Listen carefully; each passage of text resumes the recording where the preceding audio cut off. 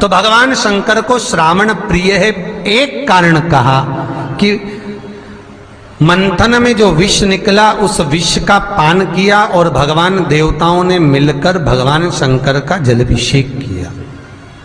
दूसरा कारण कहा, माता सती ने शंकर को पाने के लिए श्रावण के महीने में ही सबसे ज्यादा साधना करी है। और क्या करा था माता सती ने? एक बालू का, मिट्टी का शिवलिंग बनाती थी, प्रतिदिन शिवलिंग का निर्माण करती थी और शिवलिंग का निर्माण कर कर उसकी पूजन कर कर अर्चना कर कर उसका विसर्जन करती थी सती माता। और माता सती का नियम था भगवान शंकर को पाने के लिए शिवलिंग का तो हमारे यहाँ शिव महापुराण में लिखा है कि पार्थिव शिवलिंग का निर्माण होना चाहिए। और पार्थिव शिवलिंग का निर्माण करना है तो उसके लिए भी वर्णन करा गया। ब्राह्मण श्वेत मट्टी के शिवलिंग का निर्माण करे, वैश्य पीली मट्टी के शिवलिंग का निर्माण करे, क्षत्रिय लाल मट्टी के शिवलिंग का निर्माण करे और शूद्र काली मट्टी के शिवलिंग का निर्माण करे। कितना बड़ा शिवलिंग बनाना चाहिए? अगर हम पार्थिव शिवलिंग का निर्माण कर रहे हैं या हमारे घर में हम कोई मूर्ति रख रहे हैं या हमारे घर में हम कोई मूर्ति को विराजमान कर रहे हैं तो उस मूर्ति का भाव कितना बड़ा होना चाहिए? तो कहा, जमीन पर अपने हस्त कमल को रखकर अंगूठे को ऊंचा कर कर देख लो, बस इतनी बड़ी मूर्ति घर के अंदर होना चाहिए। चाहे वो लड्डू गोपाल की हो, चाहे वो दुर्गा भवानी की हो, चाहे वो राम जी की हो, शंकर जी की हो, कृष्ण की हो, जिसकी रखना हो, बस इतनी बड़ी मूर्ति घर के अंदर होना चाहिए। क्यों? इससे बड़ी अगर मूर्ति होती है तो जैसे मंदिर में सेवा होती है उतनी सेवा की उसको जरूरत पड़ती है। और अगर इससे छोटी मूर्ति होती है, जितनी छोटी होगी उतनी सेवा कम करना पड़ती है। तो मूर्ति जितनी छोटी होगी उतना सुख प्रदान करे, उतना सुख, उतना आनंद देगी। पर श्रावण के महीने में यदि आप रोज शिवलिंग नहीं बना सकते तो पूरे महीने में एक बार शंकर का शिवलिंग का, पार्थिव शिवलिंग का निर्माण करना चाहिए, जरूर करना चाहिए। और पार्थिव शिवलिंग का निर्माण कर कर उसकी आराधना, उसकी अर्चना, उसकी पूजन करना चाहिए। नमः शिवाय, ओम नमः शिवाय, ओम नमः शिवाय, नमः शिवाय। पार्थिव शिवलिंग का जब भी निर्माण करें, किसी थाली में या पात्र में, जिसमें भी आप निर्माण कर रहे हैं, उस पार्थिव शिवलिंग को बनाने से पहले उसके अंदर, पात्र के अंदर एक बेलपत्र रखे। बेलपत्र क्या? आपको कथा में कल कहा था, बेलपत्र का वृक्ष माता पार्वती के नयन अश्रु से प्रकट हुआ है और रुद्राक्ष का वृक्ष शंकर भगवान के नयन अश्रु से प्रकट हुआ है। तो बेलपत्र रखकर फिर उसके ऊपर शिवलिंग का निर्माण करें, फिर उसके ऊपर शिवलिंग, उसका लाभ आनंदित होगा, उसका सुख आनंदित होगा, वो आनंद फल देने वाला होगा। कई लोग सीधे थाली में शिवलिंग बना देते हैं। माता पार्वती के हस्त कमल पर शिवलिंग का निर्माण है महाराज, हस्त कमल सुख देने के लिए। तो भगवान शंकर के शिवलिंग का निर्माण करें। माता सती ने भी किया। यही श्रावण के महीने में माता सती शंकर भगवान के शिवलिंग का निर्माण करती है, पूजन करती है, अर्चना करती है। फिर शाम के समय उस शिवलिंग को मस्तक पर स्पर्श कर कर जलाशय में, कुंड में, जल में, बावड़ी में, कुएं में, तालाब में उसका विसर्जन करती है मां। दूसरा कारण कहा, सती शंकर को इसी श्रावण में रिझाई थी, इसलिए शंकर को श्रावण अति प्रिय है। कि पहले आती है नवमी, फिर आवेगी एकादशी, देवसोनी।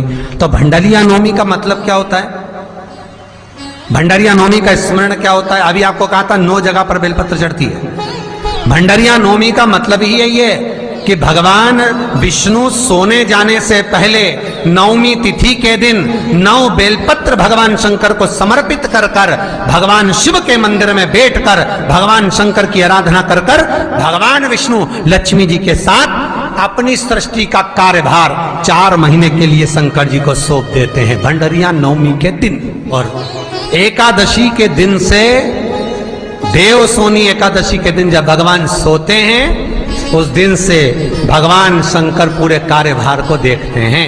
पूरे कार्यभार, जब कार्यभार सौंपा गया, भगवान शंकर सृष्टि का संचालन करने लगे, तब ब्रह्मा और विष्णु ने आकर शंकर जी की आराधना यही श्रावण के महीने में करी थी कि आपने पूरा कार्य अच्छे से संभाला, इसलिए शंकर को श्रावण अति प्रिय है। यह तीसरा कारण है शंकर को श्रावण प्रियता का। अब शिव महापुराण की कथा करिए कि शंकर को श्रावण प्रिय, चौथा कारण वर्णन करा कि ये कारण भगवान शंकर की आराधना माता पार्वती ने बाल्यपन से करी, खूब करी, खूब दिल से करी। ये कहते हैं कि अगर 1,00,000 बेलपत्र समर्पित कर रहे हो और तुम्हारे पास में अगर वो बेलपत्र नहीं है तो तुम 1,00,000 मत चढ़ाओ, आप तो एक बेलपत्र, परंतु वो बेलपत्र भी पूर्ण तरह से साफ, सुंदर, सुरक्षित, खंडित ना हो, वो मुझे समर्पित करो। एक चावल का दाना चढ़ाओ पर वो खंडित ना हो, एक फल चढ़ाओ वो खंडित ना हो, एक पुष्प चढ़ाओ वो खंडित ना हो। शिव कहते हैं मेरे हाथों से मेरा पुत्र खंडित हो गया था, उस दिन से मैंने वचन दिया है माता पार्वती को कि खंडित वस्तु स्वीकार नहीं करूंगा और ना खंडित दूंगा।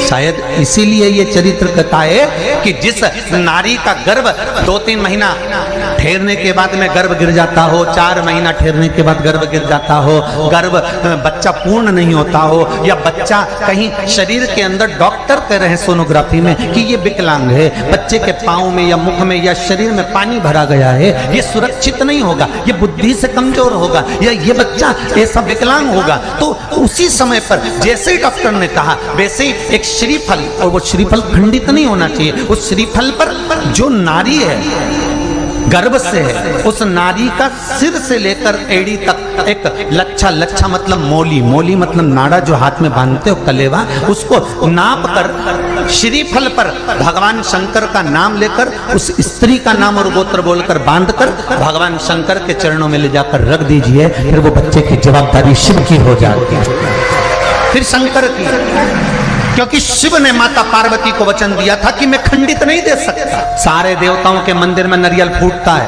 हनुमान जी के मंदिर में नारियल फूटता है, राम जी के मंदिर में नारियल फूटता है, देवी जी के मंदिर में नारियल फोड़ा जाता है, पर शंकर जी के मंदिर में नारियल नहीं फोड़ा जाता। आखा की आखा दिया जाता है कि पूर्ण दीजिए, बेलपत्र पूर्ण दीजिए, फल पूर्ण दीजिए, एक चावल का दाना भी दे रहे हो तो पूर्ण दीजिए। उसमें एक और अच्छी बात है, बहुत ध्यान लगाकर सुनिएगा जरा, जितने आस्था चैनल पर सुन रहे हो, यूट्यूब पर सुन रहे हो, फेसबुक पर सुन रहे हो या इस पंडाल में श्रवण कर रहे हो, बहुत सावधानी से ध्यान दीजिएगा। कभी श्रावण महीने में अगर आप शंकर जी के मंदिर में जाएं और शिव मंदिर किसी वृक्ष के नीचे हो, बट वृक्ष के नीचे हो, चाहे पीपल के वृक्ष के नीचे हो, चाहे वो आंवले के वृक्ष के नीचे हो, चाहे वो बेलपत्री के वृक्ष के नीचे हो, चाहे वो शमी के वृक्ष के नीचे हो, चाहे जिस वृक्ष, कोई भी वृक्ष के नीचे अगर कोई शिवालय है, शंकर जी का कोई मंदिर या शंकर जी का कोई शिवलिंग रखा हुआ, तो एक दुर्वा किसी भी श्रावण महीने में तुम जब भी किसी शिवालय में जाएं, जिस वृक्ष के नीचे शिवलिंग हो, उस शिवलिंग पर ये शिवलिंग रखा हुआ है, ये जलाधारी है। जलाधारी पर जहां शिवलिंग रखा हुआ है वहां कटी भाग है, कटी भाग माता पार्वती जी का हस्तकमल, उसके ऊपर रखा हुआ है शिवलिंग, सामने अशोक सुंदरी और भगवान शंकर के दोनों पुत्र गणेश कार्तिके, ऊपर से जल गिरता है जया, विषहारा, शामलीवारी, दौतली, देव, ये भगवान शंकर की 5 बेटियां। तो जो कटी भाग है, इस कटी भाग पर अगर मात्र एक दुर्वा समर्पित कर जिसकी किडनी या लीवर डैमेज हो रहा हो, काम नहीं कर रहा हो, या किडनी लीवर में कोई तकलीफ हो रही हो, या डायलिसिस चल रहा हो तो मात्र एक दुर्वा उस कटी भाग पर श्रावण महीने में समर्पित कर कर उस दुर्वा के 7 टुकड़े कर कर 7 दिन प्रतिदिन सुबह के समय पर उसको चबाकर खा लेने पर या निगल जाने पर धीरे धीरे धीरे धीरे डायलिसिस बंद होने लगता है और किडनी लीवर अपना काम करना प्रारंभ कर देते हैं। एक दुर्वा, कितनी दुर्वा? एक दुर्वा, मात्र एक दुर्वा।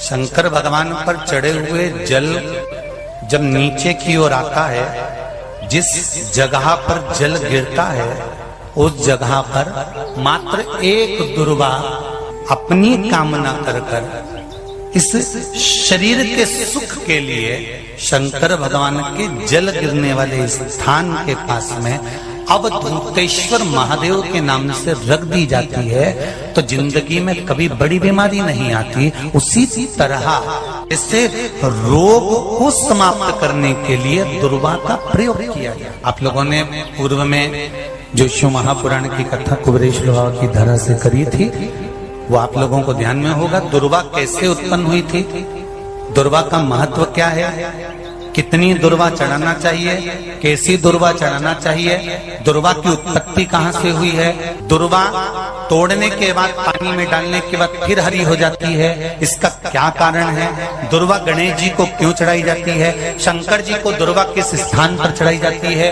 ये सारी कथा आपको पूर्व में इसी कुबेरेश्वर बाबा के पावन धरा से सुना चुके हैं जो टीवी पर डली हुई है। कभी आपने नहीं सुनी हो तो यूट्यूब पर से दुर्वा शिव महापुराण की कथा आप निकाल कर उसको श्रवण कर सकते। उसमें वर्णन किया है कि इस दुर्वा का महत्व क्या है, दुर्वा का क्या। मात्र एक दुर्वा शिवलिंग पर चढ़े हुए जल जहां से नीचे की ओर गिरता है उस जगह पर मात्र अपने शरीर की कामना करते हुए भगवान से रोग मुक्ति के लिए एक दुर्वा अगर समर्पित कर दी जाए तो कोई बड़ी बीमारी जिंदगी में आ ही नहीं सकती, ग्रहण ही नहीं पाती, मतलब ग्रसित नहीं कर सकती। श्रावण के महीने की श्रावण शिव महापुराण की कथा सुन रहे हो, एक बात दिल से बताना, जितनी सौभाग्यवती माताएं होती हैं ये संक्रांति पर भी 13 चीजें दान करती हैं, 14 चीजें दान करती हैं। बीच में कोई 16 सोमवार का उद्यापन करेंगी तो भी सुहाग की सामग्री देंगी, उद्यापन करेंगी तो भी सुहाग की सामग्री देंगी, कोई कार्य करेंगी तो भी सौभाग्य की सामग्री देंगी। सौभाग्य की सामग्री का दान क्यों किया जाए, सौभाग्य सूचक वस्तुओं का दान क्यों किया जाए, सौभाग्य की वस्तुएं क्यों प्रदान करी जाती है, क्यों दी जाती है, उसका कारण क्या है।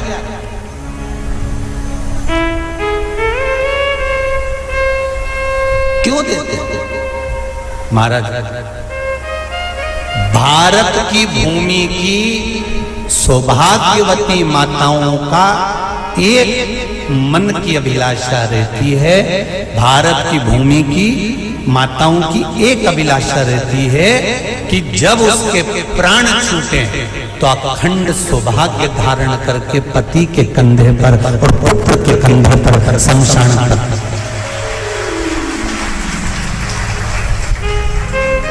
ये भारत की भूमि की माताओं की सोच है, उनके मन का संकल्प, उनके मन का भाव।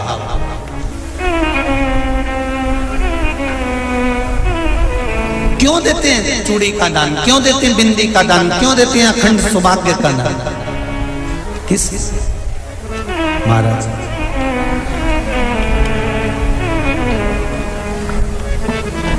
मेरे हाथों में भर भर के चूड़ी रहे, मेरे हाथों में भर भर के चूड़ी और मैया कोई कामना, मेरे मस्तक पे चमकती चूनर रहे, मेरे मस्तक पे चमकती चूनर रहे और मैया कोई कामना,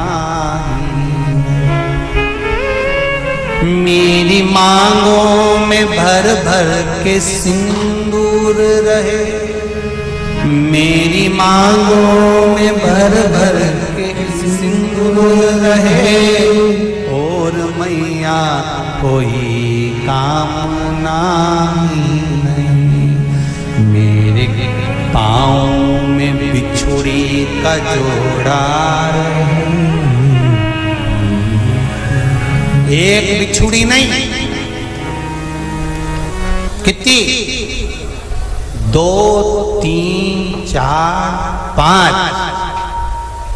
एक एक पाँव में जोड़े से बिछुड़ी होना चाहिए, केवल एक नहीं, सिंगल नहीं।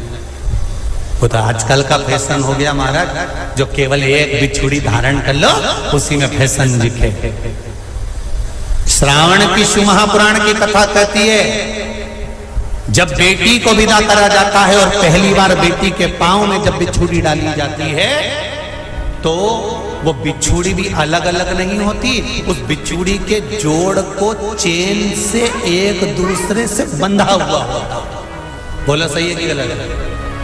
जितने आस्था चैनल पर कथा सुन रहे हैं, जितने फेसबुक पर सुन रहे हैं, यूट्यूब पर सुन रहे हैं, सुन लेना कि मेरे भारत की माताओं का जब पाणी ग्रहण संस्कार किसी बेटी का होता है, उसके पांव में जब पहली बार बिछुड़ा पिनाया जाता है, बिछुड़ी पिनाई जाती है, तो वो बिछुड़ी भी एक दूसरे से बंधी हुई होती है, चेन से बंधी हुई होती है।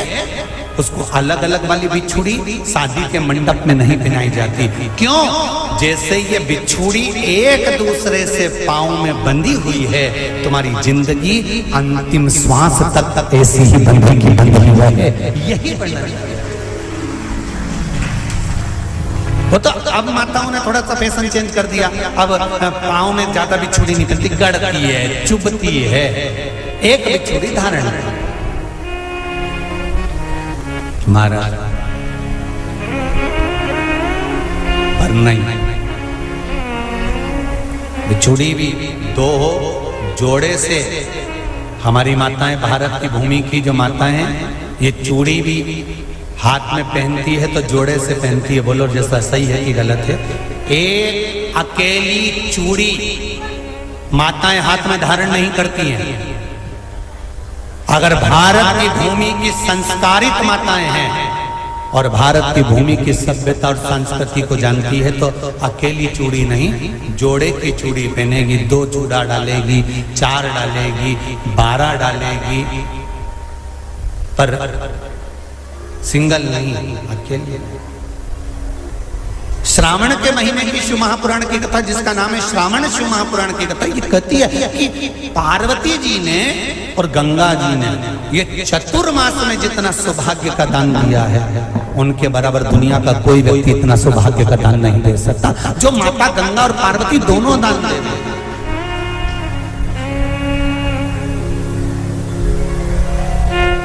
प्रतिदिन दे रहे।